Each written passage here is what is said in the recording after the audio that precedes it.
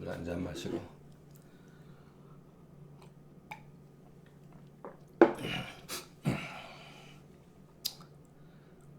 안녕하십니까. 한문학 강좌 TV를 맡은 한의사 이한영입니다. 예, 반갑습니다. 조명을 안 켜면은 뭐 어둡고 또 조명을 켜면은 제가 또 눈도 부시고, 예, 화면이 어떻게 나오는지 궁금한데, 예, 칠판에 나오는 글자는, 예, 뭐 전혀 상관이 없으니까, 예, 제 얼굴이 나오는 게 중요한 게 아니고, 그래도 그 처음에 이렇게 검게 나올까봐, 예, 한번 그 옆에 있는 그 조명을 켜봤습니다. 예.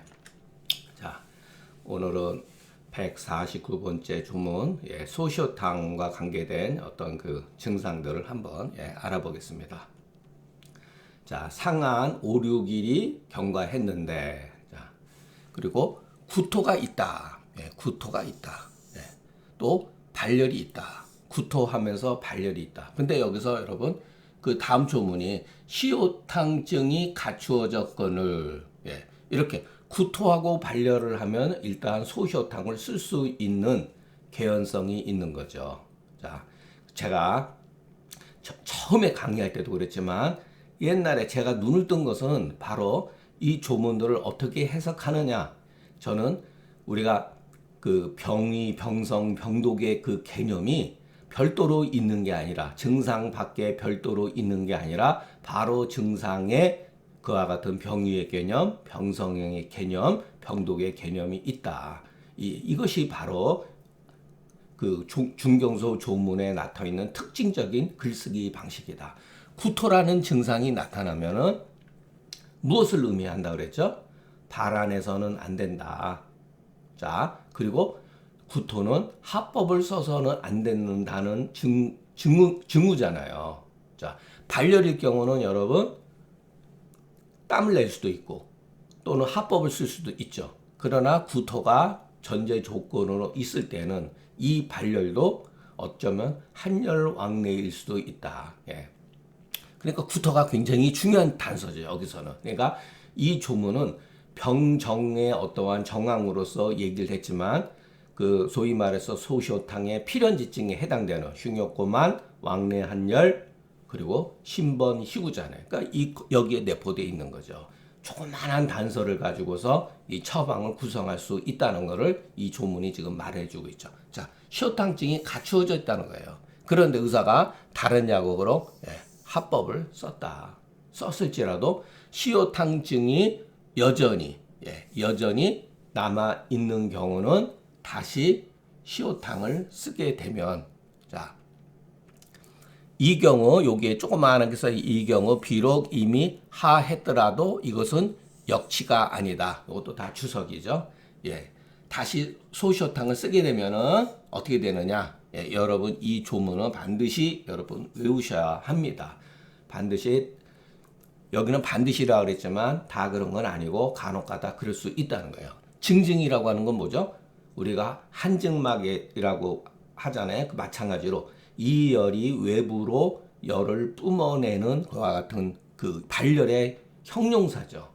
뭔가 이렇게 안에서 훈중되는 열감으로 인해 가지고서 몸을 파르 떤다는 거예요. 그러다가 갑자기 도리어, 예, 발열하면서 땀을 흘리고 풀린다. 여기도 발열 한출이라는 것도 우리가 잘 보셔야 돼요.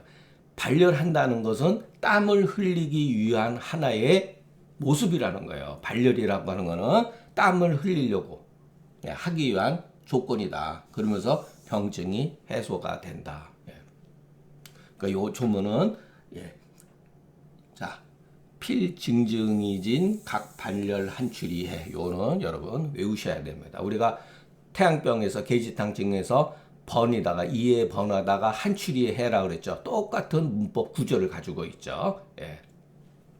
만약의 경우 그 심화만 하면서 경통한 경우는, 예, 단순히 심화만이 아니라 딱딱하고 통증이 있는 것은 결흉이니 이때는 대한명탕으로 치료한다. 다만, 예, 팽만감 이때 통증이 아닌 것은 이것은 그냥 비가 되니 이때는 시효증이 맞지 아니한 것이니 반하사심탕이 합당하다.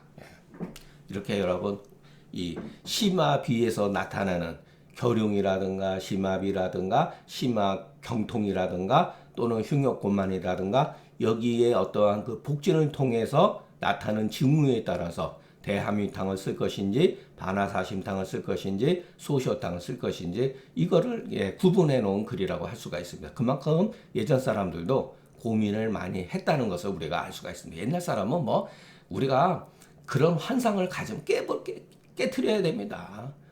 아직도 망상에 사로잡힌 제 후배들 많이 있어요. 옛날에 고대 성에는 뭐 척 보면 안다. 척 보고 모릅니다, 여러분. 제가 누차 말씀드리죠. 우리가 공부하는 거, 이성적인 것은 뭐냐면은 옛날 사람이나 지금 사람이나 고통, 어려운 것, 어떤 현상에 대한 해석이 어려운 것은 다 마찬가지인데 다만 중경서가 가지고 있는 책은 나름대로 이와 같은 현상을 보는 방법을 하나의 방법이 제시한 겁니다. 그게 굉장히 놀라운 거죠. 본질적으로 파악하려고 노력했다고 하는 것은 우리가 굉장히 뭐랄까 배워야 될 점이 아닌가 이렇게 생각이 됩니다. 고방은 고방의 궁극적인 그 처방의 목적은 발본색원에 있습니다. 이게 단순히 여러분 의학에만 필요할까요? 발본색원이라는 게 사회에 마찬가지죠. 사회가 지금 우리 사회가 굉장히 지금 혼란해지고 있는데 정말 어떻게 보면 한계점에 왔다고 저도 봅니다. 나라가 흥할 수도 있고 나라가 쇠퇴할 수도 있고 그와 같은 기로에 서 있죠. 자, 상한 5, 6일에 구토 발열하지 후에 이거는 제가 교정이 요 글로 봐야 된다. 시효증이 오히려 남아 있거든 다시 소시효탕을 쓰고 심화만하면서 이거 경자로 고치겠습니다. 경통한 경우는 대함유탕으로 쓰고 다만 팽만감이 있대 통증이 없는 경우는 반하사심탕으로 치료한다. 이거는 정말로 그 확률이죠. 그리고 의사의 개인적인 감각의 차이에 의해서 최소한도 우리가 이런 정도를 먼저 공부를 하고 이해를 하고 처방을 이렇게 뭐랄까 배분하는 것을 배웠으면 좋겠습니다. 자, 그 내용은 이미 다 나와 있습니다. 그죠? 해석하는 가운데. 그래도 또 주석을 쓰는 사람은 주예를 다는 사람은 어떻게든지 간에 뭐 건덕지를 뭐라든가 찾아내서 여러분들한테 말할 또 의무도 있는 거죠.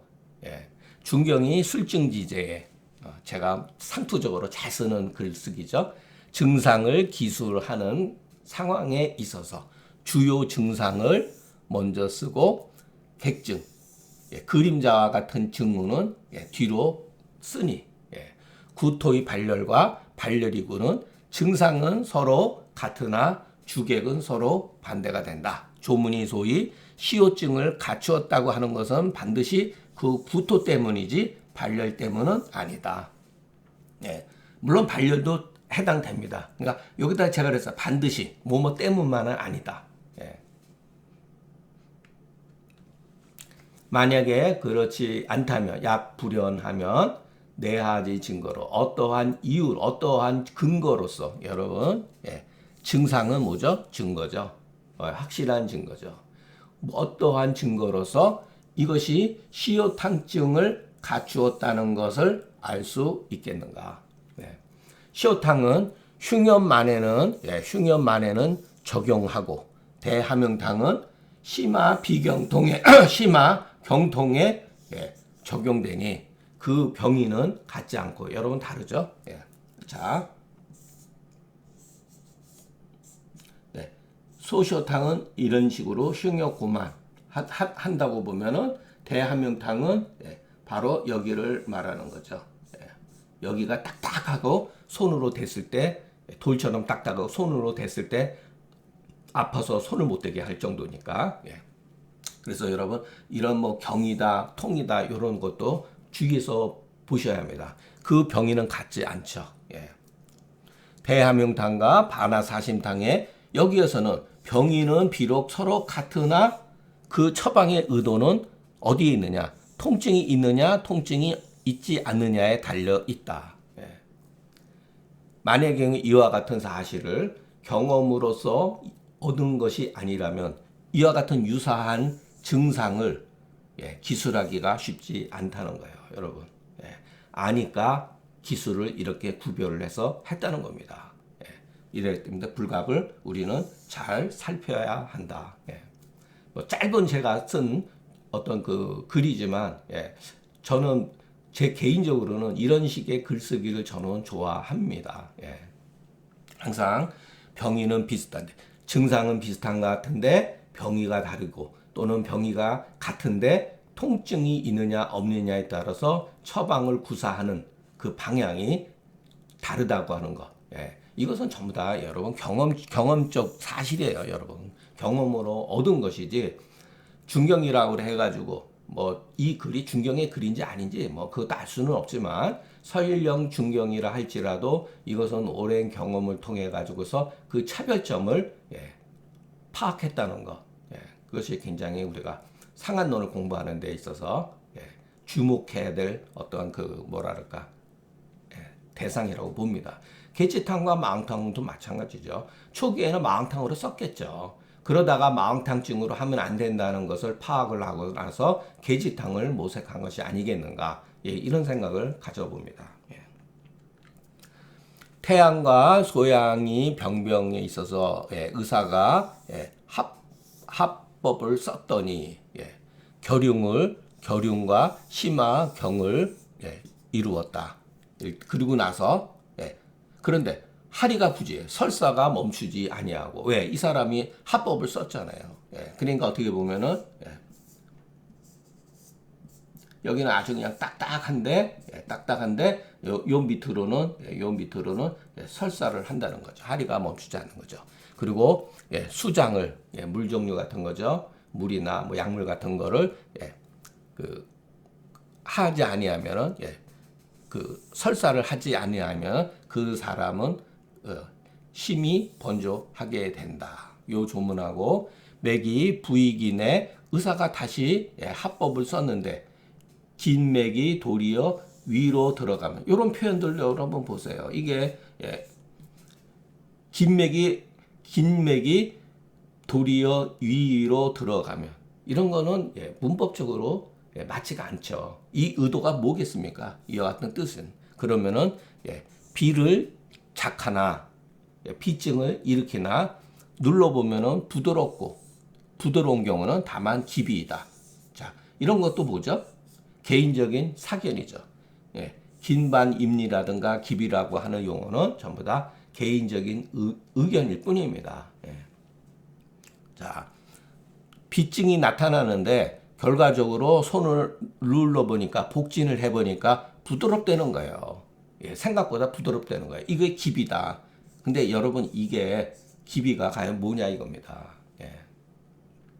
이게 가벼운 증상이 아닙니다. 이게 조문에서 말하는 의도는 조문의 비록 이르기를 결흉이라고 말했지만 반드시 심흉 부위를 반드시 우리가 촉진해가지고서 눌렀을 때 심화가 경하다든가 또는 석경한 것을 경하거나 석경한 것을 촉지한 연후에 비로소 그것이 결흉됨을 알 수가 있다. 다만 하리가 설사병이 멈추지 아니하면 개인적으로 대시호탕으로 처리하니 왜냐하면은 자 다른 이유가 아니다. 심화비라고 기술하지 않고 특히 심화경이라고 기술했기 때문이다. 이 경우 반화사심탕으로 치료하는 것도 잘못된 것은 아닙니다. 다만 그 양력이 심화비의 심화비에는 영향력을 미치나 반화사심탕이 심화비 영향을 미치나 심화경에는 미치지 못하기 때문이다. 간혹가다 미치지 못하는 거죠. 그러니까 이거는 여러분 뭐가 맞다 틀리다. 예를 들어서 대시호탕을 써야 되는데 반화사심탕을 썼다. 틀린 게 아닙니다. 확률적으로 그 효과가 떨어진다는 것을 의미하는 거지. 왜냐하면 여기서 전제 조건이 심화 석경이라고 했지 않습니까? 그런데 심화석경에 예를 있으면은 대하명이탕을 써야죠. 근데 이 사람이 설사가 있다 그러면은 대시호탕을 쓸 수가 있다는 거예요. 이게 어렵죠, 이런 것들이. 예, 굉장히 어렵죠. 우리가 여러분 그 설사가 멈추지 않는데 대시호탕을 쓸 수가 있겠습니까? 이거 강심장 아니면 못 씁니다. 대시호탕에는 분명히 대왕과 망초가 들어가 있는 약이잖아요. 예. 그러면 대왕을 쓴 이유는 심화석경 때문에 그런 거죠. 예, 심화 부위가. 예, 이거는 소음병에서도 나타납니다. 소음병인데, 예, 심화경통일 때는 승기탕을 일시적으로 쓰라는 얘기예요. 여기서 말하는 것은, 자, 우리가 대시호탕을 쓴다 그래서 대시호탕을 뭐 한 재씩 써가지고 열을 보름 동안 먹이는 게 아니라 하루 이틀 한번 써보는 겁니다. 예, 그러니까 차원이 다른 거죠, 지금. 그래서 고방이 이런 점에 있어서 우리가 현재 임상에서 봤을 때 적용하기가 굉장히 곤란하다는 거예요. 자, 여기서 어떤 약을 써봐라 이런 것은 마땅하다 그러는 것은 현재의 개념으로서 약을 한재 이렇게 보름치 약을 먹을 수 있는 약을 쓰는 게 아니라 하루 이틀 써보는 겁니다. 예, 그렇기 때문에 고방일 적용하기가 굉장히 어렵죠. 예. 그래서 여러분 차선책으로 그래서 절충해서 약을 쓰는 게 저는 맞다고 봅니다. 시대에 따라서 그러니까 만약 옛날식으로 한다면 환자 안 옵니다. 그리고 어떻게 매일 그렇게 한 첩, 두 첩씩, 두세 첩씩 약을 쓸 수가 있겠어요. 쉽지 않죠. 참 이런 걸 읽어보면 참 답답하고 어렵구나라는 생각이 듭니다. 지금 기본적으로 열첩 한재 분량으로 약이 달여서 나가기 때문에 이렇게 약을 쓸 수 없다는 거. 자, 긴맥은 열의 반응이죠. 그런데 긴맥이 도리어 이위로 들어갔다는 것은 다른 뜻이 아니라 열이 이것으로 인해서 안으로 들어갔다는 뜻이다. 이렇게 이해를 하셔야 돼요. 왜 열이 2위로 들어갔죠? 합법을 썼으니까 빠져 들어가는 거죠. 그러니까 우리가 열 인입해서 결흉을 일으킨다라는 표현하고 똑같은 말이에요. 이런 표현 자체가 긴맥이 긴반임리라고 하는 것은 만약에 그렇지 않다면 어찌 맥상이 2위로 들어가는 이치가 있겠는가? 자, 글로서 글의 문장으로 글의 어떠한 그 어구로서 글의 본래의 뜻을 해쳐서는 안 된다. 이거 유명한 그 맹자에 나오는 말인데 제가 이것을 굉장히 자주 인용을 하고 있습니다. 앞으로도 계속 나옵니다. 왜냐하면 조문을 고지고직대로 글자대로 해석하면 안 된다는 거예요. 자, 안지자유에 눌렀는데 그 복진상 부드러운 경우, 부드러운 경우 이 부위가 손으로 눌렀더니 이렇게 저항감이 별로 없다는 거예요. 이것은 기비라고 하니 조문에 분명히 나와 있죠. 그 기비는 알고 보면 열비다. 여러분 이거 혼동하시면 안 됩니다. 기를 쉽게 생각하시면 안 돼요. 여기서는 열비로 해석을 해야 합니다. 기비는. 왜냐하면 차제의 대왕, 황련, 사심탕으로서 치료를 한다. 열비니까. 기비라면 어떻게 이런 약을 쓸 수가 있죠? 그러니까 예전 사람이 말하는 기는 여기서 열을 의미하는 거예요. 자, 제가 그 전에 도대체 이 기가 뭐냐? 제가 그 중경소 독법 상권에서 기는 이거는 뭐 제 개인적인 기는 수와 화를 겸하고 있다. 수의 질과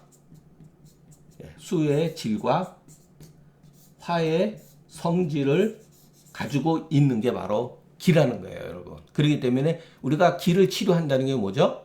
수화를 조절하는 게 기를 치료하는 겁니다. 자, 수화를 조절하지 않고 기는 치료되지 않는다는 것을 의미하는 거예요. 제가 여러분들 이런 조문에서도 자꾸만 이와 같은 얘기를 하는 것은 우리가 그 오래전에 제가 강의한 상한론 독법 상권에 보면은 기론, 그 다음에 기화론, 기음양오행론, 그 다음에 기혈수론, 그 다음에 이제 수론, 이런 식으로 그 기상충론, 수론 막 이렇게 쓴 글이 있죠. 여러분 그거 보면 전부 다 이 내용입니다.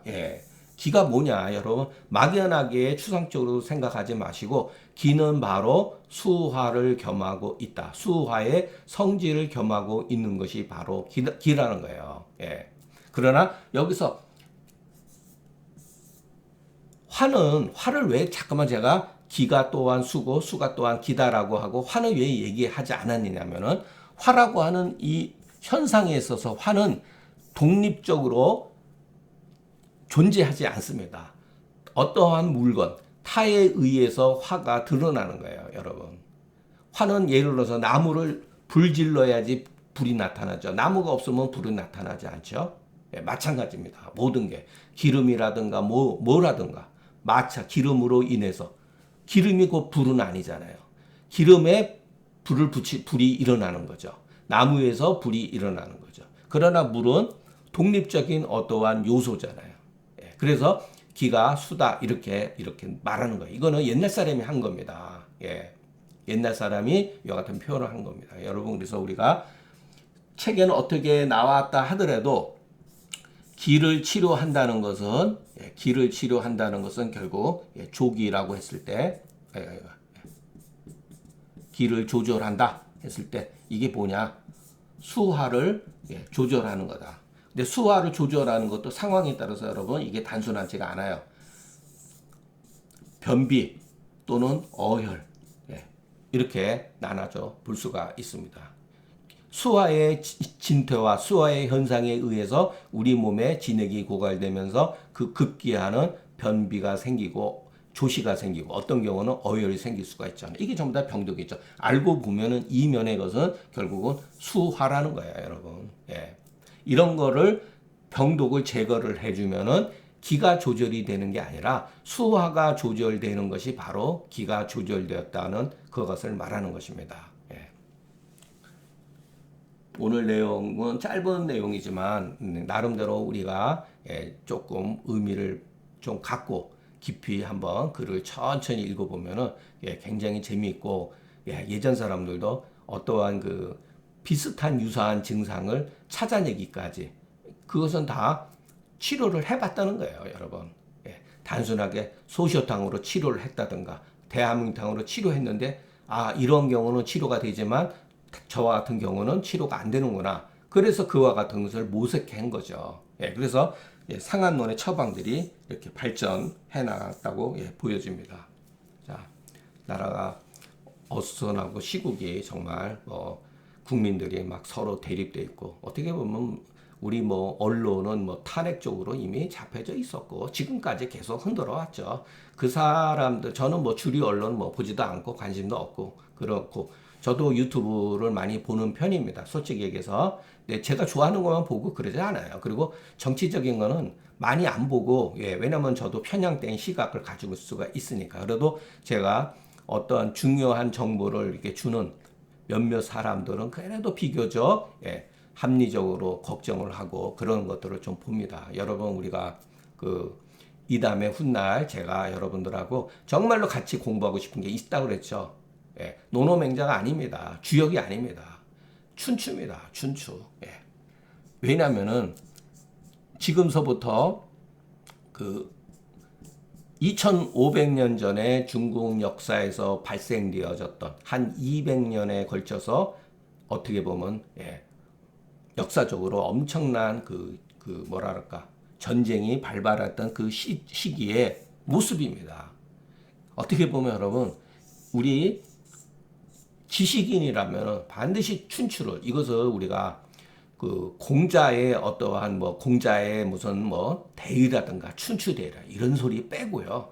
있는 사실대로 패권이 어떻게 움직이는가 약소국이 어떻게 생존하는가 궁극적으로 어떤 식으로 진행되었는가 이것을 우리가 한번 같이 공부를 했으면 좋겠습니다. 제가 춘추에 대한 전공자는 절대로 아닙니다. 춘추를 그냥 문학적으로 또는 역사적으로 조금 읽어봤지만 이것을 여러분들하고 같이 한번 이렇게 공유를 해보는 것이 어떻겠는가. 제가 상한론 못지않게 상한론에서 강평본도 이번 기회에 많이 문제가 있을 수가 있어요. 제 강의는 한쪽으로 편중될 수도 있고 그러나 나름대로 글의 의미를 가급적이면 올바르게 그 해석하려고 굉장히 노력했다는 거, 여러분도 제 강의를 들어보시면 이해할 수 있다고 봅니다. 그러니까 앞으로 제가 춘추, 제가 왜 그러냐면 일본 고반가들이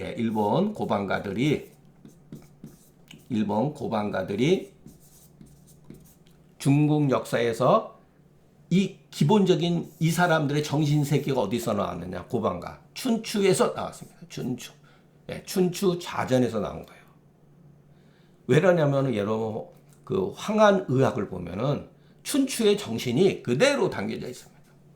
자, 제가 여러분들한테 자주 이런 말을 하죠. 역사가 발전하고 쇠퇴하는 것은 어떠한 현상, 어떠한 문헌의 해석을 어떻게 하는가. 자, 우리는 똑같은 책, 우리가 일본의 무슨 뭐 문화를, 한문화라든가 이것을 일부 전해준 것은 맞습니다. 예. 예를 들어서 임진왜란 이후에 소위 말해서 그 퇴계 학문의 그 주자학이 퇴계 학문으로 이렇게 덮여져서 일본에 전해졌는데 일본 사람들도 분명히 주자학을 공부를 했어요. 그 뒤로. 예. 퇴계 선생 공부도 했습니다. 그러나 그들은 바로 그들이 추구했던 것은 선진 문화예요. 그러니까 선진의 그 전국시대, 죄송합니다. 전국시대 즈음에서 진나라가 통일을 하기 전에 문헌을 중요시 여겼다는 겁니다. 거기에 대표적인 게 춘추 자전이에요. 예. 춘추 자전에는 고대 사람의 의식 구조가 그대로 노출되어 있습니다. 우리가 생각하는 그런 게 아니에요. 우리는 고전을 지나치게 관념적으로 생각하고 있어요. 이게 전부 다 중국 문화에서 도교, 불교, 성리학에 의해 가지고서 이런 나름대로 그것도 정신세계를 발전한 건 맞습니다. 그러나 원래의 우리 동양 철학의 기조는 뭐냐? 실증이네, 실증. 대표적인 게 고전 가운데 대표적으로 실증주의로 구사되어진 것이 춘추 논어 맹자랍니다. 맹자. 그러니까 우리가 이것이 뭐 남의 나라 얘기가 아니라는 거. 거기에 우리가 역사적인 어떠한 그 양육 강식이 어떻게 벌어지고 있는가, 또는 패권을 가지고 있는 사람이 어떤 식으로 행동을 하는가. 이것은 선택의 문제가 아닙니다.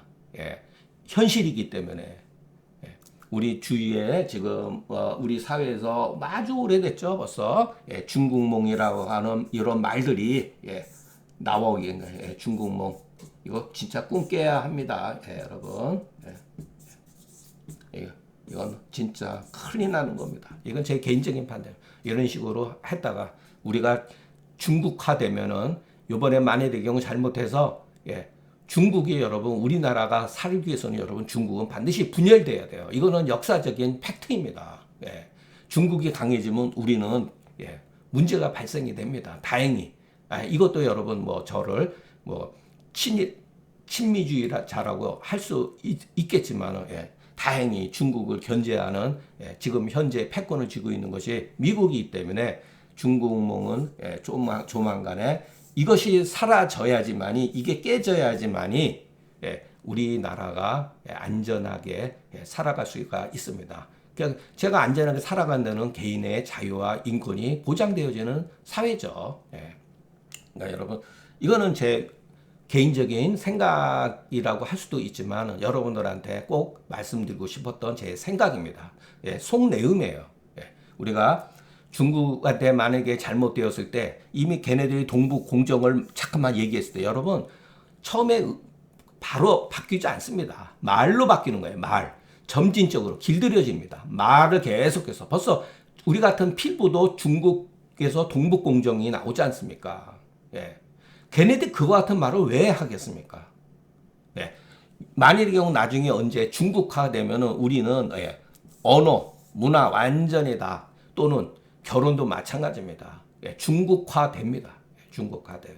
여기에는 함정이 있으니까 우리가 가지고 있는 대한민국이라고 하는 지정학 위치가 지금 중국의 공산주의자들의 입장에서는 탐나는 자리입니다. 대만 못지않게 솔직해서 그들이 더 탐낼 수 있는 자리입니다. 이게.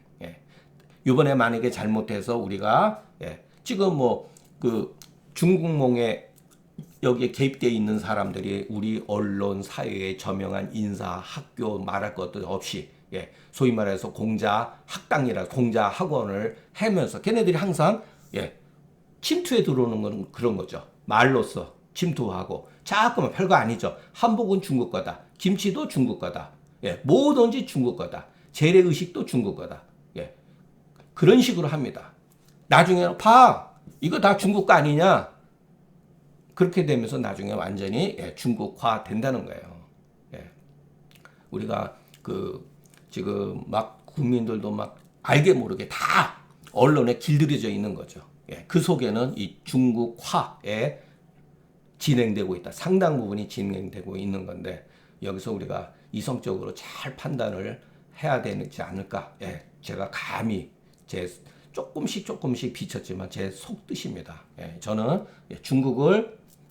중국의 문화의 일부를 많이 좋아하고 문학적으로 철학적으로 존중하지만 중국화되는 것은 결코 바라지 않고 그런 것을 해서는 안 된다. 그런데 상당 부분 우리도 모르게 중국화가 되어 있다.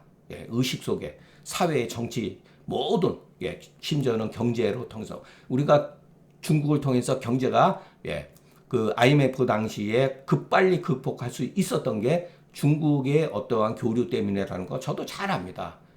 그렇지만 반드시 우리가 정신을 차려가지고서 우리의 어떤 그 한민족의 정체성을 잘 뭐랄까 유지를 하고 그렇다고 저는 그 뭐랄까 민족주의 같은 것도 굉장히 싫어합니다. 자, 오늘 제가 마지막에 주제 넘게 얘기를 했는데 뭐 시국이 하도 막 저거하고 갈등도 심하고 어떻게 보면 심지어는 요즘에는 정치적인 문제라든가 이런 건 자식하고도 얘기 안 합니다. 그렇지만 제가 감히 여러분들한테 이렇게 얘기하는 것은 제 강의 듣는 사람 얼마 안 되고 비난해도 괜찮습니다. 이건 제 생각이니까. 오늘 강의는 여기서 마치겠습니다. 경청해 주셔서 감사합니다.